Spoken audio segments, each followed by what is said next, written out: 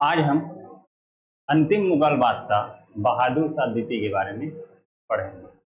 ठीक है, पहले देख लेते हैं। तो इनका शासनकाल 1837 से 1858 तक रहता है।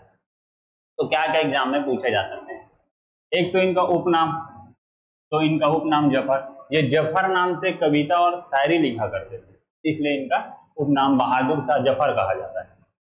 समकालीन मिर्जा गालिब, ठीक है, याद रखेंगे, प्रसिद्ध शायर हैं उस समय के, और आज भी इसकी शायरी बहुत अच्छी है, मतलब कमाल की। याद रखेंगे 1857 की क्रांति के प्रत्यक्षदर्शी, ठीक है, इन्होंने 1857 की क्रांति को अपनी आंखों से देखा। ठीक है, तो ये क्वेश्चन आएगा। अगला है कि बहादुर शाह जफर थे अंतिम मुगल बादशाह थे। ठीक है, मुगल वंश की स्थापना बाबर ने की थी, और अंतिम मुगल बादशाह थे बहादुर शाह द्वितीय या बहादुर शाह जफर। ठीक है, इनके शासनकाल में 1857 की क्रांति हुई। या क्वेश्चन हमेशा पूछा जाता है कि 1857 की क्रांति जब हुई तो मुगल बादशाह कौन थे, तो बहादुर शाह द्वितीय या बहादुर शाह जफर। 1862 में इनकी मृत्यु रंगून में हो जाती है। ठीक है, 1857 की क्रांति में है ना, इनको दोषी ठहराया जाता है और सजा के रूप में देश से निर्वासित कर दिया जाएगा, रंगून भेज दिया जाएगा, म्यांमार, और वहां इनकी 1862 में मृत्यु हो जाती है। ठीक है, सभी को समझ आया? ठीक है, तो देखिए एक बार क्या क्या हमको पढ़ना है। एक है उपनाम पढ़ना है। उपनाम क्या है? जफर। ठीक है, समकालीन, किनके समकालीन, मतलब इनके समकालीन कौन थे? मिर्जा गालिब। ठीक, और दूसरा याद रखना है कि 1857 की क्रांति के प्रत्यक्षदर्शी थे। तीसरा या अंतिम मुगल बादशाह थे, क्वेश्चन आएगा तो। और इन्हीं के शासनकाल में क्या हुआ था? 1857 की क्रांति हुई, और इनकी मृत्यु कहाँ होती है? रंगून में। ठीक, बहुत बढ़िया। चलो अब देख लेते हैं कि थोड़ा सा 1857 की क्रांति को। हम आधुनिक इतिहास में उसको तो पढ़ेंगे, लेकिन थोड़ा सा अगर यहाँ चर्चा कर लेंगे तो बाद में आसानी होगा। ठीक है, तो आपको यहाँ से इतना पहुंच जाता है, क्वेश्चन ये आता है, यह आता है, और ये आता है। ठीक है, चलो देखते हैं आज 1857 की क्रांति के बारे में। ठीक है, इसको प्रथम स्वतंत्रता संग्राम कहा जाता है, 1857 की क्रांति को। ऐसे तो बहुत सारी बुक लिखी गई है, ठीक है, लेकिन एक पूछा गया था सबसे, है ना, कि इनको, इस क्रांति को प्रथम स्वतंत्रता संग्राम किसने कहा? First war of Indian independence. तो याद रखना है वीडी सावरकर।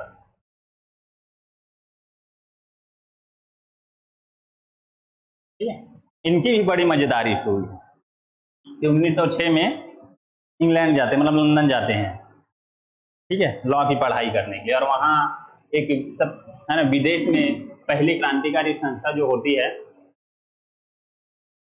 इंडियन लीग, जिसके संस्थापक रहते हैं श्याम जी कृष्ण जी वर्मा, ठीक है, वो शामिल हो जाते हैं। तो जब हम 1906 पहुंचेंगे आधुनिक इतिहास में, तब मैं बताऊंगा मदन लाल धिंगरा इनका जो भी है।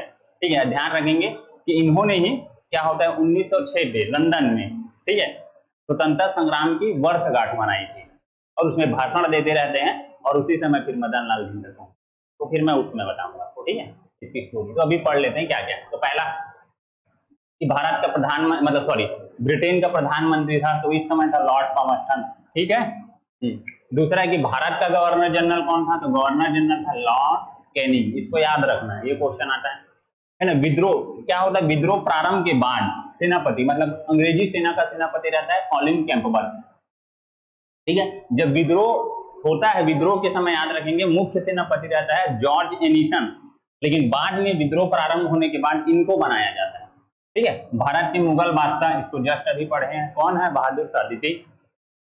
अब विद्रोह का तात्कालिक कारण था, चर्बी वाले कारतूस। ठीक है, कारतूस में सुअर और गाय की चर्बी लगी होती थी, इसी कारण, है ना, इसका मुख्य तात्कालिक कारण था विद्रोह होने का।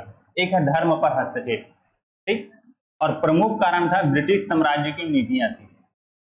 याद रखेंगे चर्बी वाले कारतूस में दिसंबर 1856 को, ठीक है, ये जो पुराने बंदूक रहता है ब्राउन बेस, उसके स्थान पे एनफील्ड राइफल शामिल किया जाता है।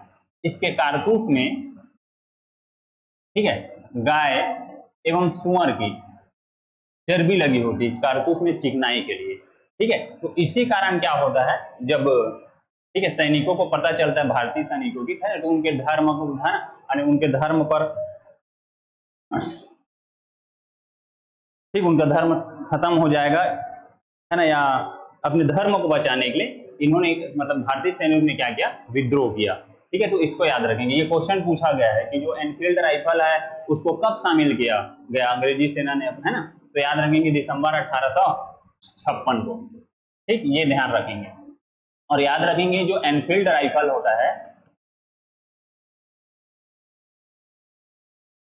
ठीक है, जिसके कारतूस में सुअर और गाय की चर्बी लगी होती है, वो तो शामिल होता है दिसंबर 1856 को। लेकिन इसका प्रशिक्षण किया जाता है 3 स्थान पे, एक है डमडम, ठीक है, एक है अंबाला और एक है सियालकोट। ठीक है, इसको याद रखेंगे। ठीक है, एक है डमडम, एक है अंबाला और एक है सियालकोट। तो हमने पढ़ा प्रधानमंत्री कौन था, मतलब ब्रिटेन का लॉर्ड पामर्स्टन। ठीक है, भारत का गवर्नर जनरल कौन था, लॉर्ड कैनिंग। ठीक है ना। विद्रोह प्रारंभ के बाद किसे सेनापति बनाया गया, तो कॉलिन कैपेबल, इसका नाम आप सुनेंगे।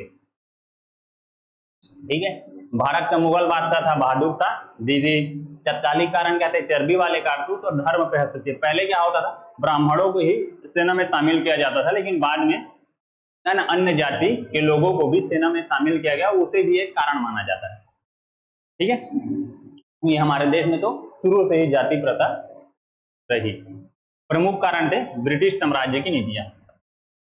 आगे देखेंगे, विद्रोह का प्रतीक था कमल का फूल और रोटी। ठीक है, जो विद्रोह करते हैं बाद में अलग अलग राजवंश जो है, जैसे झांसी की रानी हो गया, सत्तर टोपे, नाना साहब, ये सब शामिल होंगे। ठीक है, तो याद रखेंगे उनका जो विद्रोहियों का जो प्रतीक रहता है कमल का फूल और रोटी रहेगा, और झंडा का रंग रहेगा हरे रंग का झंडा।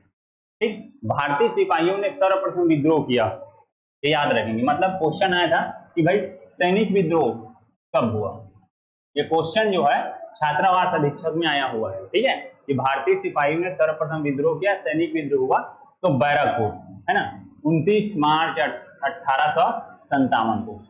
ठीक है, 34वीं रेजिमेंट के सैनिक रहते हैं मंगल पांडे। ठीक, वो विद्रोह कर देते हैं, इसीलिए सैनिक विद्रोह माना जाता है बैरकपुर से। ठीक है, याद रखेंगे, मैं भी आगे आपको बताऊंगा उसकी स्टोरी। 1857 की क्रांति प्रारंभ हुई, तो याद रखेंगे मेरठ, 10 मई 1857 को। दोनों क्वेश्चन को ध्यान रखना है, कहेगा कि सैनिक विद्रोह कब प्रारंभ हुआ, तो आपको बैरकपुर और डेट याद रखना है 29 मार्च 1857, और 1857 की क्रांति प्रारंभ हुई तो मेरठ से 10 मई 1857 को। अब विद्रोह प्रारंभ होता है तो अंग्रेजों ने अपनी, ठीक है, आपातकालीन मुख्यालय बनाते हैं सेना का, तो वो बनाते हैं इलाहाबाद को, इसको ध्यान रखना है। अगला है 1857 की क्रांति के समय प्रत्यक्षदर्शी, मैं जस्ट अभी बताया हूं, बहादुर शाह जफर के समय वो थे मिर्जा गालिब। किस राजवंश ने अंग्रेजों का साथ दिया, तो याद रखेंगे ग्वालियर के जो सिंधिया हैं उन्होंने अंग्रेजों का साथ दिया। और याद रखेंगे कि अन्य राजवंश है और साहूकार हैं जो यहाँ के, उन लोग भी अंग्रेजों का साथ देते हैं। तो इसके लिए जब 1857 की क्रांति शुरू होती है और विद्रोह प्रारंभ होता है, ठीक है, बैरकपुर छावनी के बाद फिर मेरठ पहुंचता है, फिर दिल्ली पहुंच जाते हैं, फिर बहादुर शाह जफर को भारत का मुगल सम्राट घोषित कर दिया जाता है। तो उस समय क्या होता है, जब ये अंग्रेजों का साथ देते हैं, ठीक है, तो कैनिन इनके बारे में बढ़िया एक लाइन कहते हैं कि अगर इस विद्रोह में ग्वालियर के सिंधिया सम्मिलित हो जाते तो मुझे कल ही अपना बोरियर बिस्तर बांधना पड़ता।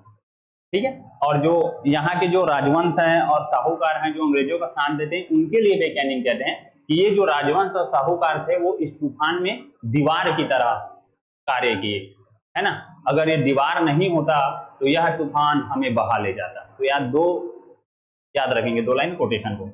विद्रोह में भाग नहीं लिया, मतलब भारत के कौन से वर्ग हैं जो विद्रोह में भाग नहीं लेते, तो एक है कृषक वर्ग भाग नहीं लेता, साहूकार और शिक्षित वर्ग, इन तीनों को याद रखेंगे आप। ठीक है, आगे बढ़ते हैं। अब देखेंगे सिपाहियों ने, मतलब भाग लेने वाले सिपाहियों की सर्वाधिक संख्या थी तो ये अवध की थी। ठीक है, सैनिक मुख्यालय बनाया गया कहेंगे तो क्या लगाएंगे, इलाहाबाद, और सर्वाधिक संख्या सिपाहियों की कहाँ की थी, तो अवध की। ठीक है, 1857 की क्रांति में रानी लक्ष्मीबाई की मृत्यु कहाँ हुई, तो ग्वालियर में, क्वेश्चन आया भी है। और जो रानी लक्ष्मीबाई होती है वो है झांसी की रानी होती है।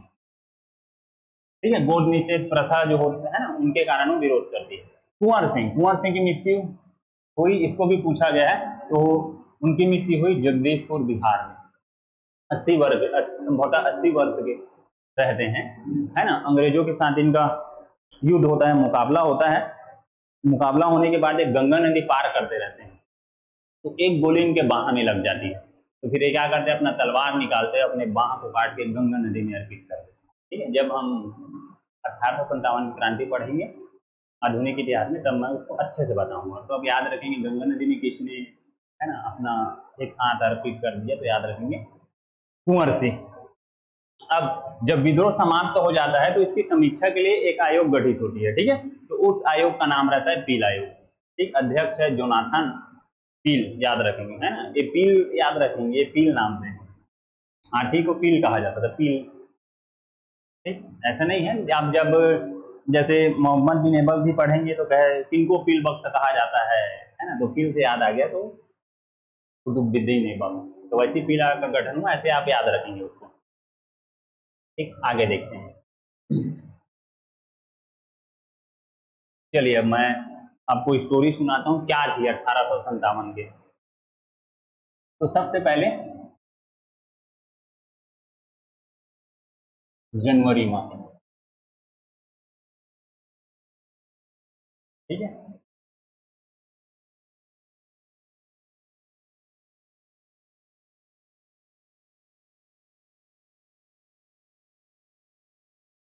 तो क्या होता है, जनवरी माह का दिन होता है। इस दिन क्या होता है, जो 34वीं रेजिमेंट होती है, बैरक होती है,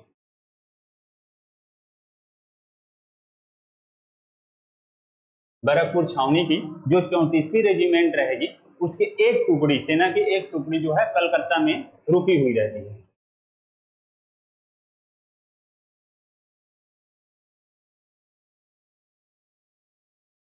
ठीक, कलकत्ता में उसकी एक टुकड़ी रुकी हुई रहेगी।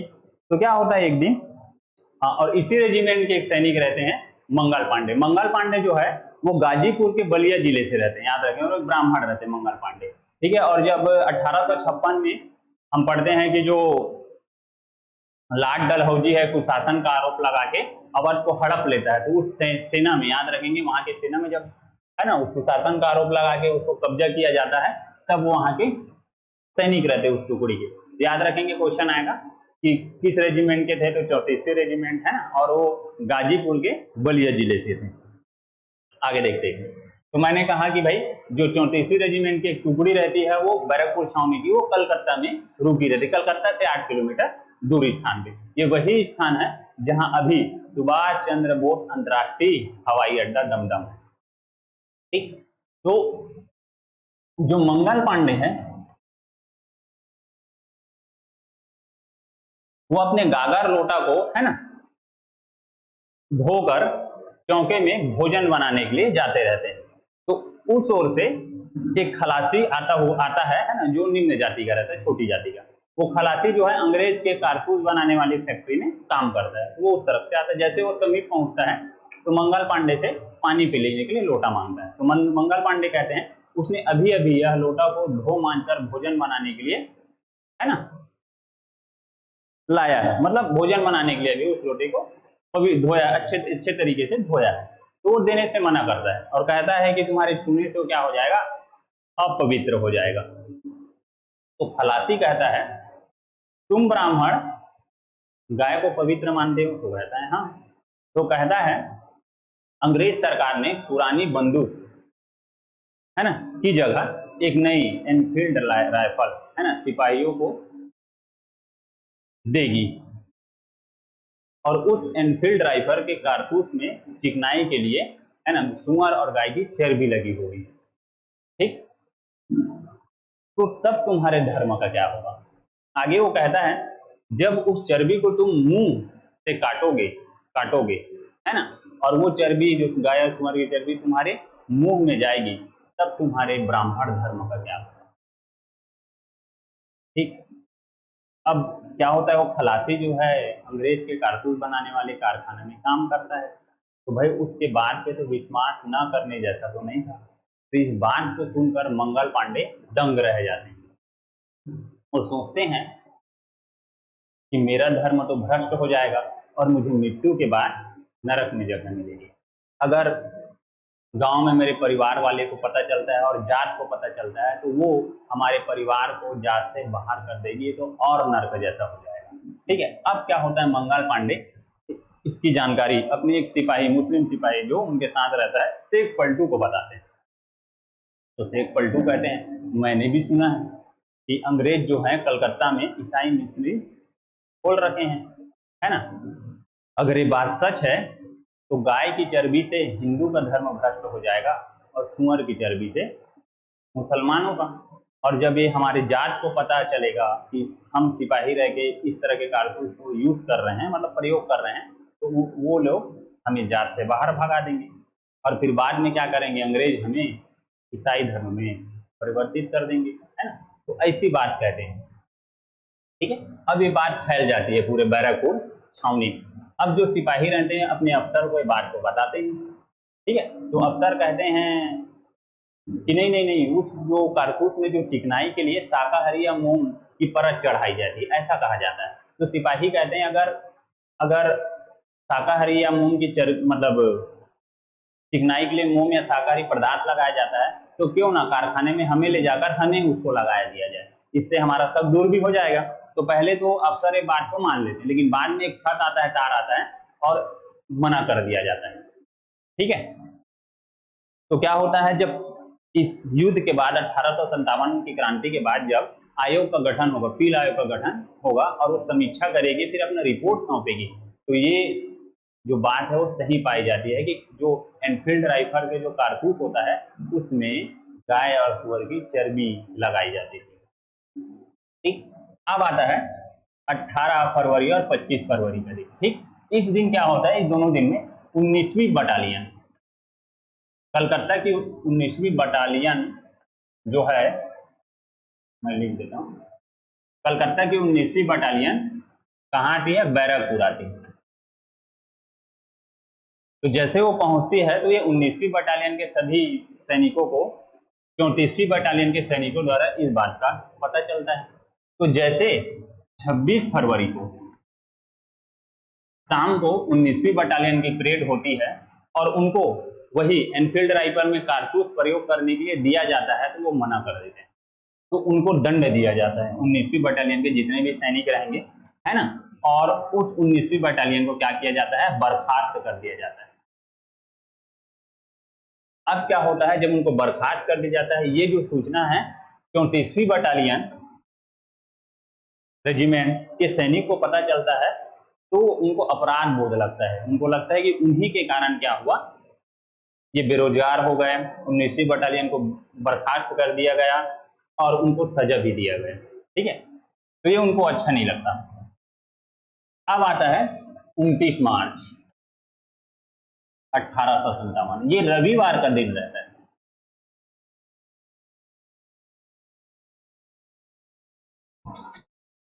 थोड़ा मैं पानी पी लेता हूँ, है ना, फिर आगे देखते हैं।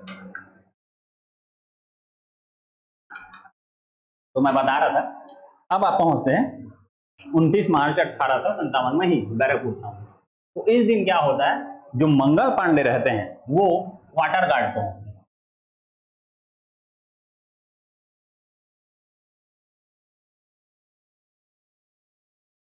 क्वार्टर गार्ड पहुंचते हैं और जब वहां पहुंचते हैं, ये क्वार्टर गार्ड का मतलब है जहां शस्त्र रखे जाते थे। जैसे वहां पहुंचते हैं तो जो सार्जेंट ह्यूरसन होता है, ठीक है, वो उसको रोकने का प्रयास करे, तो मंगल पांडे अपने बंदूक से उसको गोली मार देते हैं, ठीक है। और कुछ लोगों के साथ भिड़ंत होती है, तो इसकी सूचना कि मंगल पांडे ने ह्यूरसन को गोली मार दिया, ये इसकी खबर पहुंचती है लेफ्टिनेंट बाग के पास। बाग अपने घोड़े में बैठ के वहां पहुंचते हैं और दोनों के बीच झड़प होगी और इनको भी, है ना, मंगल पांडे गोली मार देते हैं। उसके बाद मंगल पांडे वहीं क्वार्टर गार्ड के चबूतरे में खड़े होकर सभी सैनिकों को इसके बारे में बताते हैं और कहते हैं कि अगर सभी को अपने धर्म की रक्षा करनी है तो मेरे साथ जीने या मरने के लिए आ जाए, ठीक। कुछ समय पश्चात मंगल पांडे पकड़े जाते हैं, है ना, और उनको बेड़िया से जकड़ लिया जाएगा, है ना, कोर्ट मार्शल कराया जाएगा और सभी सैनिकों के सामने, ठीक है, 8 अप्रैल 1857 को फांसी दे दी जाती है। 1857 का पहला सही, ठीक। तो याद रखेंगे, जैसे हम लोग पढ़ते छत्तीसगढ़ में मंगल पांडे कौन है, हनुमान सिंह को, तो याद रखेंगे यही है। तो इसमें याद रखना है कि इनको गोली मार दी 29 मार्च को, यहीं से जब मंगल पांडे है ना विद्रोह करते हैं, तो इसी दिन से सिपाही विद्रोह या सैनिक विद्रोह प्रारंभ होता है। ठीक है, समझ आया? तो याद रखना है, जब सैनिक विद्रोह कहेगा तो 29 मार्च 1857, ठीक है, 2 लोग को गोली मारता है, ह्यूरसन को और लेफ्टिनेंट बाग को, और उनको फांसी कब हुई इस डेट को आपको याद रखना है, 8 अप्रैल 1857 को। ठीक, अब आगे हम चलते हैं। ये तो हो गया कहाँ, बैरकपुर की बातें। अब पहुंचते हैं हम मेरठ में।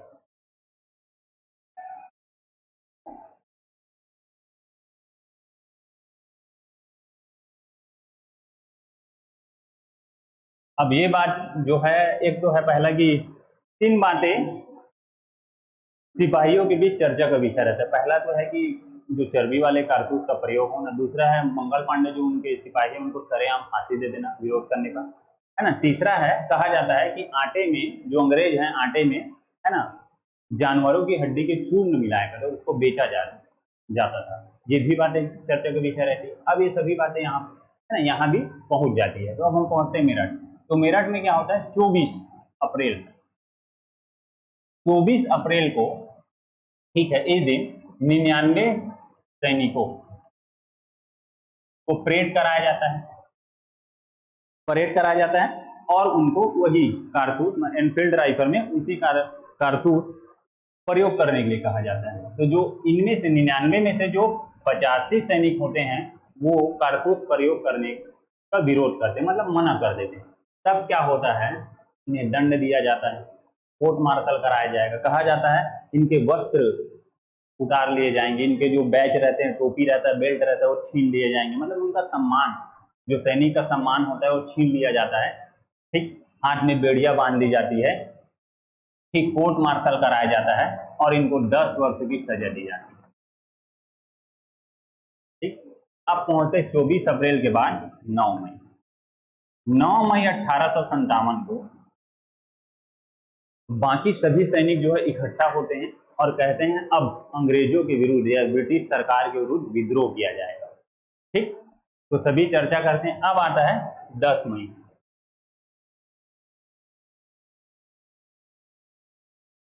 10 मई 1857,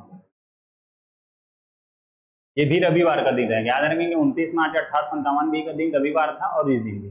तो अब क्या होता है, इस दिन रविवार जब संडे का दिन रहता है तो सभी सैनिक, अंग्रेज सैनिक और गैर, मतलब जो सैनिक नहीं होते, मतलब सिविलियन, वे सभी सुबह शाम चर्च पहुंचते हैं। तो यह दिन विद्रोह करने का या बगावत करने का उपयुक्त समय मानते हैं जो सैनिक होते हैं। ठीक है, मेरठ के। और खबर पर चलती है कि जो 29वीं बटालियन है और 11वीं बटालियन वो भी यहाँ आने वाली है, मेरठ आने वाली है। ठीक है, तो उनको लगता है कि इनका भी साथ मिल जाएगा। तो अब 10 मई 1857 को, है ना, संडे का दिन रहता है, जो सैनिक रहते हैं, अंग्रेज सैनिक और सिविलियन, वो सभी चर्च जा रहते हैं। इसी दिन फिर क्या होता है, जब 11वीं बटालियन आते रहती है तो जैसे उनको सूचना मिलता है यहाँ के सैनिकों को, तो विद्रोह कर दिया जाएगा। फिर विद्रोह कर दिया जाएगा और बहुत सारे फिर जो अंग्रेज रहेंगे सैनिक, उनको मार दिया जाएगा। ठीक है, 11वीं बटालियन भी आएंगी, वो भी इनके साथ शामिल हो जाती है। और कहा जाता है 10 मई को बहुत सारे अंग्रेजों को, है ना, जो भी स्त्री बच्चे सभी को मार दिया जाता है ना। और इस दिन पूरे दिन और रात भर से कत्लेआम चलती है। अब आगे देखते हैं इसमें कि अब अंग्रेजों की तो हत्या कर दी गई, है ना, सैनिकों द्वारा। तो अब जैसे ही 11 मई की सुबह होती है, एकदम भोर टाइम, मई की सुबह, प्रातःकाल, ठीक, तो सब सैनिक चर्चा करने के लिए बैठते हैं। वो कहते हैं कि अगर हम मेरठ में रुके तो अंग्रेज हमको घेर कर फांसी पे लटका देंगे, या तो हम लड़ते हुए मारे जाएंगे। इससे अच्छा है कि क्यों ना हम यहाँ से दिल्ली चलें, दिल्ली में, है ना, बहादुर शाह जफर को, है ना, भारत का सम्राट घोषित किया जाए और उन्हीं के नेतृत्व में 1800 मतलब जो क्रांति है वो की जाए और अंग्रेजों को भारत से बाहर भगा दिया जाए। तो अब ये क्या करते हैं, इसी दिन सुबह पहुंच जाते हैं कहाँ, दिल्ली। ठीक है, 11 मई को जो विद्रोही है वो, हाँ, एक चीज और है कि जब 10 मई को जब, है ना, विद्रोह किया जाता है तो जितने भी कैदी जो सैनिक रहेंगे, कैद में रहेंगे, वो सब जितने भी रहेंगे उनको छुड़वा लिया जाएगा। ठीक है, अब जैसे जैसे आगे बढ़ता है तो सैनिक के साथ साथ जितने भी वहां के चोर लुटेरे डाकू रहते हैं वो भी इस बगावत में शामिल हो जाते हैं। तो उद्देश्य तो रहता है कि दिल्ली जाके बहादुर शाह जफर को मुगल बादशाह बनाना, लेकिन और कुछ लोग के मिलने से थोड़ा सा विद्रोह का वो है ना उद्देश्य बदल जाता है। तो 11 मई की सुबह को दिल्ली पहुंचते हैं। अब दिल्ली पहुंचते हैं तो ठीक 11 मई को तो दिल्ली में कब्जा कर लिया जाएगा और बहुत सारे लोगों को, जो अंग्रेज रहेंगे, जो ईसाई रहेंगे, मतलब जो अंग्रेज नहीं है, अन्य जैसे पुर्तगाल है, डच है, अन्य है ना ईसाई धर्म को मानने वाले हैं, जो भी हैं अंग्रेज को छोड़कर ईसाई, उन सब की हत्या कर दी जाती है। ठीक है, 11 मई और की रात और 12 मई को। तो इस दिन क्या होता है जब, हाँ, और दिल्ली में याद रखेंगे मिर्जा जो है, मिर्जा गालिब, तो दिल्ली में ही रहते हैं। तो जब वो अपना ऐसे किवाड़ दरवाजा खोलते हैं तो देखते हैं गलियों में पूरा रक्त बहते रहते हैं, लोग पड़े हुए रहते हैं। ठीक है, तो वो एक बढ़िया लाइन कहते हैं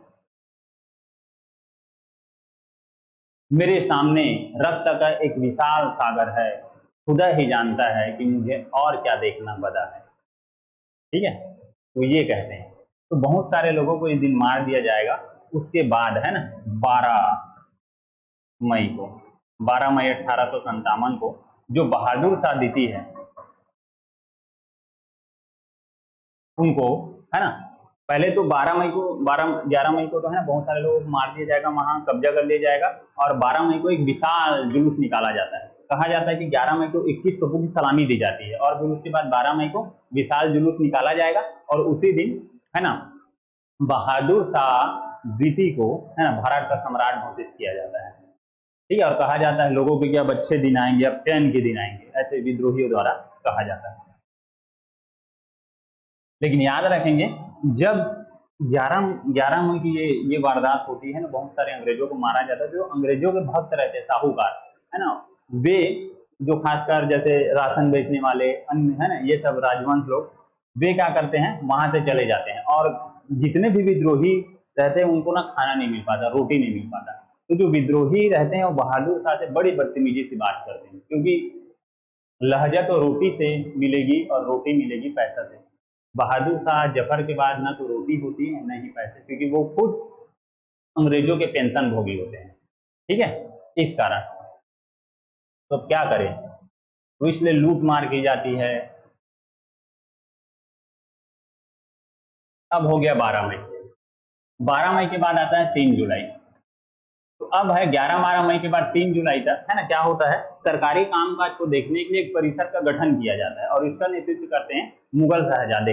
लेकिन फिर 3 जुलाई 1857 को, ठीक है, बख्त खां जो है ना बरेली से दिल्ली पहुंचते हैं और उनको ये अपना सेनापति बना ले। तो क्वेश्चन आता है भाई 1857 की क्रांति के समय है ना दिल्ली का नेतृत्व किसने किया था, है ना, सेनापति कौन था? तो याद रखेंगे बख्त खां, इसको ध्यान रखेंगे। ठीक है, अब क्या है, इन्होंने तो कब्जा कर लिया विद्रोहियों ने है ना दिल्ली को, है ना, कत्लेआम किया, भारत के सम्राट घोषित कर दिया। फिर अब अंग्रेज जहां जहां विद्रोह प्रारंभ होता है उसको दबाना चाहते, मतलब उनका दमन करना चाहते। तो हर जगह जहां जहां विद्रोह प्रारंभ होता है, लखनऊ में, झांसी में, ग्वालियर में, है ना, तो वहां विद्रोह को दबाने लिए अंग्रेज अफसर की नियुक्ति की जाएगी। तो दिल्ली में है ना, दिल्ली के इंचार्ज रहते हैं निकलसन,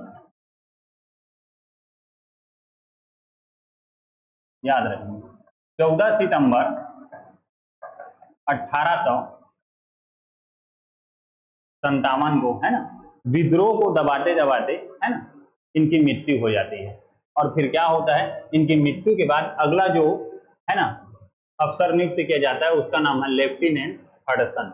इसको याद रखेंगे, इसका कोड है निकल और हट। ठीक है, तो पहले निकलसन था जिसकी मृत्यु होती है और फिर हडसन। ठीक है, विद्रोह को दबाने के लिए इनको नियुक्त किया जाता है। 14 सितंबर की इनकी मृत्यु होगी। 20 सितंबर 1857 को क्या होता है, अंग्रेज दिल्ली पर कब्जा कर लेते हैं। उसके बाद क्या है, जो विद्रोही ने अंग्रेजों के साथ किया, अब अंग्रेज ढूंढ ढूंढ के विद्रोहियों की हत्या करना शुरू कर देते हैं। ठीक है, तो कहा जाता है मई, जून, जुलाई के महीने में बहुत विद्रोहियों ने है ना बहुत सारे अंग्रेज को मार दिया और जो गलियां थी दिल्ली की वो पूरी लाल हो गई थी। है ना, लाश ऐसे पड़े हुए थे, लेकिन बरसात होने से तो धुल गए। लेकिन बाद में जो सितंबर अक्टूबर का महीना जब, है ना, अंग्रेज विद्रोह को दबाने के लिए कार्यवाही करते हैं, तो जितने भी विद्रोही रहते हैं, खासकर मुगल वंश जो जुड़े रहेंगे, नेतृत्व करेंगे इस युद्ध से, क्रांति से जुड़ रहे हैं, उन सब की हत्या कर दी जाती है ना। कहा जाता है इतने रक्त बह रहते हैं और कई दिनों तक रक्त बहते हैं कि रक्त जो है एकदम काली पड़ जाती है, लाश ऐसे बिखरे पड़े होते हैं। ये 1739 में नादिर शाह के आक्रमण जब होता है, ठीक है, और वो जो एक अफवाह फैलती है दिल्ली में, है ना, कि उनके सैनिक को मार दिया गया है, और फिर नादिर शाह ने, जो मोहम्मद शाह रहते हैं मुगल बादशाह, उसके बहुत सारे सैनिक को मार डालता है, कत्लेआम कर लेता है दिल्ली में 1739 में, याद रखेंगे। उससे भी ज्यादा होती है, उससे भी ज्यादा लोग मारे जाते हैं, ठीक है। अब क्या होता है, जब दिल्ली पे कब्जा हो जाता है, सुनाई पड़ता है कि भाई जो जिस जगह पे, है ना, विद्रोह हुए वहां विद्रोह का दमन कर लिया गया है ना, पता चलता है कि जितने भी विद्रोहियां साथ देने वाले वो ढूंढ ढूंढ के मारा जा रहा है। तो अब क्या होता है, जो बहादुर शाह द्वितीय रहते हैं,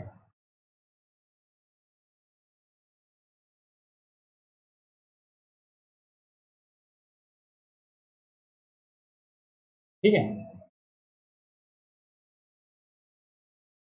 हुमायूं के मकबरे में छिपे रहते हैं, छिप जाते हैं, ठीक। उनके दो पुत्र और पोते और बहुत सारे विद्रोहियां, वो भी छुपे रहते हैं जान के डर से। अब क्या होता है, जब अंग्रेजों को पता चलता है कि भाई ये जो बहादुर शाह द्वितीय रहते हैं वो तो नेतृत्व करते हैं, उन्हीं के नेतृत्व में लड़ा जाता है ना। और जैसे हम देखते हैं कि झांसी और ग्वालियर का नेतृत्व करने वाले जो रानी लक्ष्मीबाई होती, उनका भी मृत्यु हो जाता है, ठीक है। नाना साहब है उनको भी, और तात्या टोपे हैं उनको भी, है ना। तो ये सब जो नेतृत्व करते हैं उनकी मृत्यु, या उस क्षेत्र में युद्ध, है ना, इस युद्ध को दबा लिया जाएगा, दमन कर लिया जाएगा। अब इनकी बारी रहती है कि, तो जब पता चलता है अंग्रेजों को कि भाई ये हुमायूं के मकबरे में छिपे हैं, ठीक, तब फिर हडसन है अपने 100 सैनिकों के साथ जाते हैं, है ना। अब हडसन जब बाहर ही रहते हैं और फिर 2 सैनिकों अंदर भेजते हैं, तो दोनों सैनिकों मार दिया जाता है विद्रोहियों द्वारा। फिर एक सैनिक को फिर भेजते हैं और कहते हैं कि तुम सीधा जाना, बहादुर शाह जफर से मिलना और मेरा पैगाम देना, कि अगर वो शर्त समर्पण कर दे तो उनकी जान बख्श दी जाएगी। तो फिर बहादुर शाह जफर के 2 मतलब विश्वास प्रिय, जैसे इलाहा बख्श जो उसके परिवार के रहते हैं, और कुछ जो, है ना, अधिकारी रहेंगे, वो बाहर आएंगे और हडसन को कहते हैं कि जो आप कह रहे, मतलब जो सैनिक ने अंदर कहा है वो हम आपके मुंह से सुनना चाहते हैं। तो कहते हैं हाँ, अगर आप सशर्त समर्पण कर देंगे तो आपकी जान बख्श दी जाएगी, लेकिन याद रखेंगे आपको छुड़ाने का अगर कोई कोशिश करे तो फिर परिणाम कुछ और होगा, ठीक। तो फिर वो अंदर जाते हैं, हम बहादुर शाह द्वितीय को ये बात बताते हैं, फिर बहादुर शाह द्वितीय को पालकी में उठा के लाया जाता है। तो याद रखेंगे 2 है कि कभी कभी आता है कि आर्किडेल विल्सन ने ये भरोसा दिया बहादुर शाह जफर को कि उनकी जान बख्श दी जाएगी। ऐसा होता है कि किसने कहा कि उनकी जान बख्श दी जाएगी, है ना, उनको मृत्यु दंड नहीं दिया जाएगा। तो कभी कभी पढ़ने को मिलता है आर्किडेल विल्सन, या किसी बुक में मिलता है कि हडसन ने कहा उनको, ठीक है। तो बहादुर शाह जफर अपने पालकी में आते हैं, ठीक है। तो हडसन जो रहते हैं वो उर्दू के बड़े जानकार रहते हैं, तो बड़े उर्दू में बढ़िया ढंग से, शायरी ढंग से कहते हैं कि दमदमे में दम नहीं, मतलब जफर को कहते हैं, क्योंकि एक समय था कि विद्रोही ज्यादा ताकवर थे, बहुत सारे अंग्रेजों को मार दिए, लेकिन अब जब अंग्रेजों ने, है ना, विद्रोहियों का दमन कर दिया, तो अब क्या होगी, उनकी तलवार जो खड़ी थी वो क्या हो गई, नीचे हो गई, ठीक। तो कहते हैं दमदमे में दम नहीं, खैर माँ को जान की, ऐ जफर ठंडी हुई तेग हिंदुस्तान की। तो तेग मतलब तलवार होता है, ठीक है। तो आगे जफर उसका उत्तर देते हैं, गाजियों में बू रहेगी जब तलक ईमान की, तख्ते लंदन तक चलेगी तेग हिंदुस्तान की, ठीक है। तो अब उनको हिरासत में ले लिया जाएगा और 1857 का दोषी माना जाता है कि उन्हीं के नेतृत्व पे लड़ा गया, ठीक है। अब क्या होता है, 27 जनवरी 1857 को, अब 58, सॉरी 58 जनवरी आ गया। अब 27 जनवरी 1858 को अदालत लगती है। ठीक, ये अदालत लगती है दिल्ली के लाल किले में।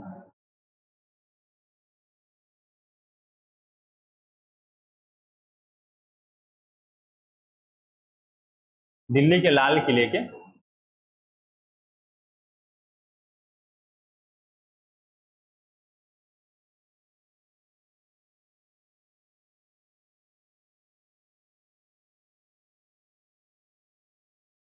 दीवान-ए खास में। ठीक है, दिल्ली के लाल किले के दीवान-ए खास में ये अदालत लगती है। तो इनके लिए भी अंग्रेजों ने एक कमीशन गठित किया रहता है ना, इनकी सुनवाई के लिए, मिलिट्री कमीशन। तो ये 27 जनवरी 1858 को लगती है। ठीक, तो कहा जाता है कि ये जिसकी कार्यवाही जो है सुबह 11 बजे शुरू होती है, लेकिन बहादुर शाह द्वितीय को 11 बजे तो बुला लिया जाता है, लेकिन अंदर नहीं बुलाया जाता, मतलब बाहर ही खड़े रहते हैं और 1.5 घंटे बाद 12:30 बजे फिर उनको अंदर बुलाया जाता है। तब तक वो बंदी के तौर पे है ना बाहर ही खड़े रहते हैं। याद रखेंगे दिल्ली के लाल किला, ये दिल्ली का लाल किला जो है इसको 1648 में शाहजहां ने बनवाया। ठीक है, और ये दीवाने खास होगी, वो भी वहां आवाम, ठीक है, न्याय किया करते थे। शाहजहां भी बैठ के, वैसे ही है जैसे फतेहपुर सीकरी का बुलंद दरवाजा है जिसको अकबर ने बनवाया था, उसमें भी दीवान आम और दीवाने खास। ठीक, तो उसी के तर्ज पे शाहजहां भी 1648 में दिल्ली के लाल किले में दीवाने आम और दीवाने खास बनवाते हैं। तो ठीक है, ये भाई ठीक।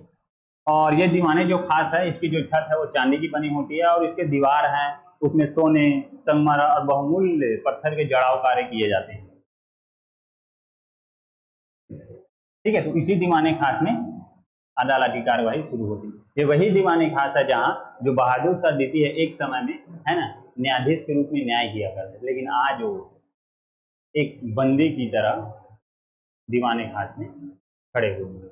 और याद रखेंगे दीवाने खास की दीवार में एक बढ़िया लाइन है, वो लाइन है, अगर दुनिया में कहीं स्वर्ग है तो यही है, यही है, यही है। ये शाहजहां की नहीं है, याद रखेंगे, ये है अमीर खुसरो की।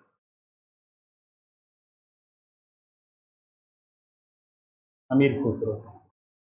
ठीक है, मैंने मध्यकाल पढ़ाते हुए आप लोग को बताया था कि जब वो घोड़े से उतरते हैं तो किसी के लिए कहते हैं, जब वो देखते हैं कि शायद वाकई में स्वर्ग है तो घोड़े से उतरते ही साथ कहते हैं कि दुनिया में अगर स्वर्ग है तो यही है, यही है। तो ये कोटेशन यहाँ लिखा हुआ, याद रखेंगे लाइन। ठीक, दीवाने खास में। अब है 27 जनवरी को, तो 1858 को कार्यवाही शुरू होती है। सारे उप लगाए जाते हैं कि 10 मई से अक्टूबर के मध्य जो भी युद्ध होते हैं तो उसका नेतृत्व करने के कारण, विद्रोह को पनाह देने के कारण, है ना, और आपके जो जितने भी मतलब मुगल परिवार है, मुगल परिवार के लोग हैं, वे विद्रोह में शामिल थे, तो तरह तरह के आरोप लगाते हैं और आरोप पर दोषी ठहराते हैं। हाँ, एक चीज मैं बताना भूल गया कि जब हुमायूं के मकबरे में हडसन इनको गिरफ्तार करने के लिए जाते हैं तो इनको तो गिरफ्तार करके ला लिया जाएगा, तो बाद में इलाही बख्श, इनके जो परिवार के थे इलाही बख्श, उनके द्वारा पता चलता है कि उनके 2 पुत्र और 1 पोते हुमायूं के मकबरे में छिपे रहते। तो हडसन जाते हैं, उनको कहते हैं कि समर्पण कर दो, क्योंकि वो भी जानते हैं अगर समर्पण नहीं कहेंगे तो आज और कल तो वो मारे जाएंगे। और वो सोचते हैं कि जैसे बहादुर शाह जफर मतलब बादशाह को कि जान बख्श दी गई है तो उनकी भी जान बख्श दी जाएगी, तो कहते हैं ठीक है बख्श दी जाएगी। लेकिन बाद में दिल्ली के लाल किले के समीप चांदनी चौक के पास उन तीनों को गोली मार दी जाती है हडसन द्वारा। तो इसको याद रखिए। अब 27 जनवरी 1858 के अदालत की कार्यवाही शुरू होती है। सभी है ना आरोप लगाए जाते हैं और दोषी ठहराया जाता है बहादुर शाह द्वितीय के ऊपर। ठीक, अब उनको अपने सफाई में कुछ कहने के लिए कहा जाता है।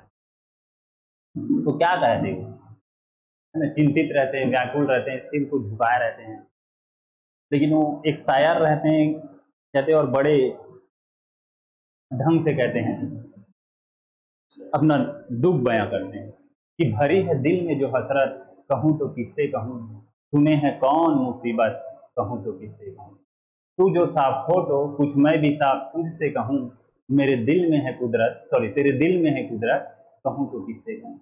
न मुझको कहने की आदत, कहूँ क्या हाल अपना, न उसको सुनने की फुर्सत, कहूँ तो किससे। किसी को देखता इतना नहीं, हकीकत में जफर, मैं अपनी हकीकत, कहूँ तो किससे कहूँ। इस अंदाज में अपना दुख बयां करते हैं।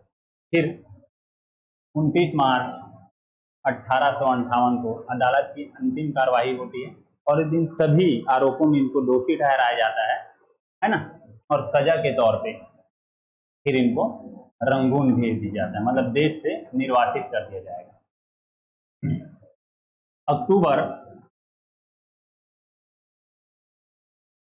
1858 को जो बहादुर शाह द्वितीय है वे दिल्ली छोड़ देते हैं और फिर वो उनको रंगून भेज दिया जाता है नाव। तो देखते जब नाव में वो जाते रहते हैं तो भारत जो है, हिंदुस्तान जो है वो पीछे छूटते जाता है। तो बहादुर शाह जफर कहते हैं, हाँ बहादुर शाह जफर को एक मलाल भी रहता है कि है ना, मुगल मुगल मुगल साम्राज्य का संस्थापक बाबर और उनके जितने भी पूर्वज हैं सभी मिलाकर 332 वर्ष, मतलब 330 वर्ष से अधिक, मतलब 330 से भी अधिक वर्षों का शासन करते हैं। कभी उनका बचपन हिंदुस्तान यहाँ बीता, फिर वो राजा रहे बहादुर शाह द्वितीय, है ना, मुगल बादशाह रहे, है ना। लेकिन अब उनको लगता है कि उनको उनकी मृत्यु के बाद उनको हिंदुस्तान की मिट्टी नसीब नहीं होगी। ठीक, तो कहते हैं, फिर से अपनी दर्द बयां कहते हैं, उधार मांग कर लाए थे 4 दिन, 2 दिन आरजू में बीत गए, 2 दिन इंतजार में। आरजू का मतलब होता है इच्छा, चाहत और कामना।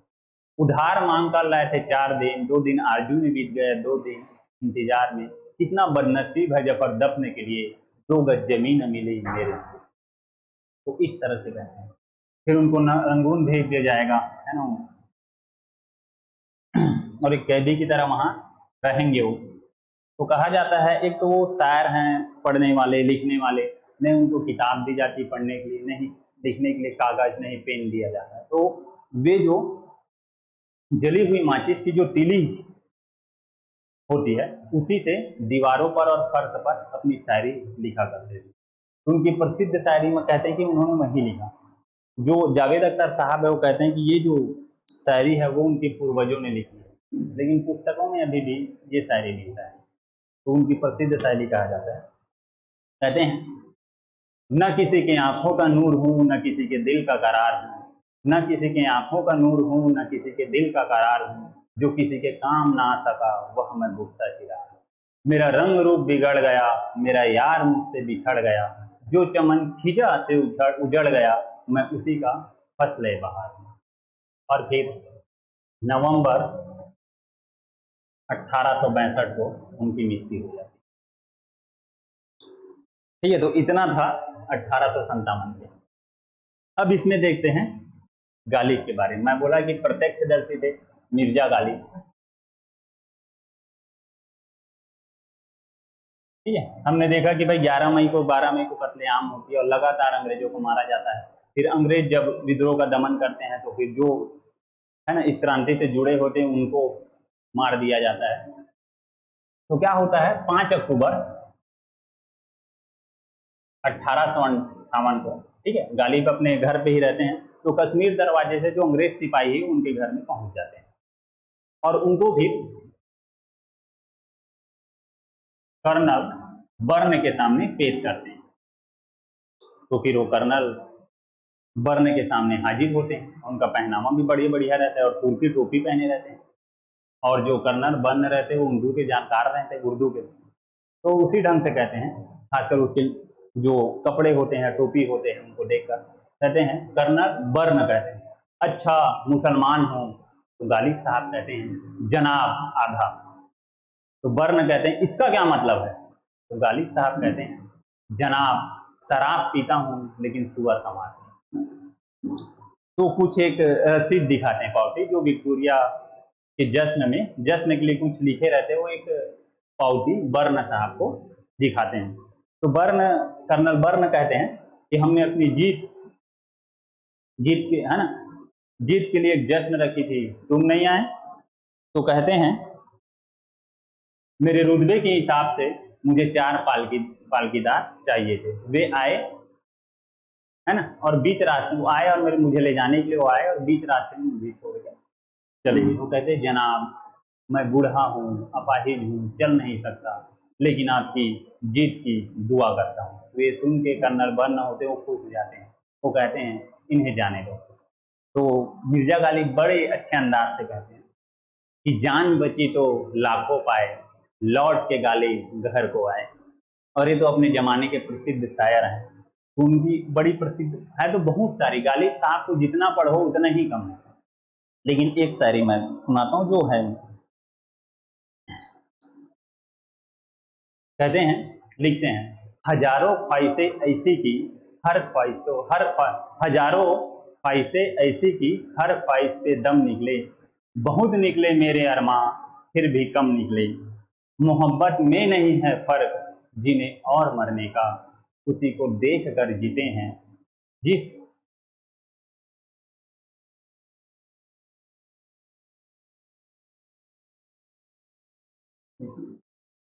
मैं शायद भूल रहा हूँ। तो फिर से मैं बोलता हूँ, हजारों ख्वाहिशें ऐसी कि हर ख्वाहिश पे दम निकले, बहुत निकले मेरे अरमां लेकिन फिर भी कम निकले, मोहब्बत में नहीं है फर्क जीने और मरने का, उसी को देख कर जीते हैं।